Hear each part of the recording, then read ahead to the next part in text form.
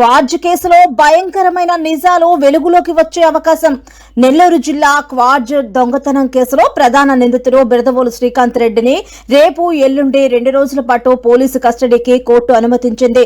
ఈ కస్టడీ సమయంలో కేసుకు సంబంధించిన పలు సంచలన విషయాలు వెలుగులోకి వచ్చే అవకాశం ఉందని విశ్వసనీయ వర్గాలు చెబుతున్నాయి.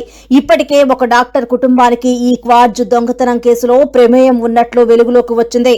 అంతేకాక వైఎస్ఆర్సీపీ మాజీ మహిళా కార్పొరేటర్ కూడా ఈ అక్రమాల్లో భాగమన్న సమాచారం బయటపడింది. శ్రీకాంత్ రెడ్డి అక్రమ క్వార్జ్ రవాణా ద్వారా సంపాదించిన నల్లధనాన్ని కొంతమంది భాగస్వాములతో కలిసి వైట్ మనీగా మార్చేందుకు గూడూరులో ఒక లేఅవుట్, హైదరాబాద్ లో పలు లేఅవుట్లు ఏర్పాటు చేసినట్లు పోలీసులు గుర్తించినట్లు తెలిసింది.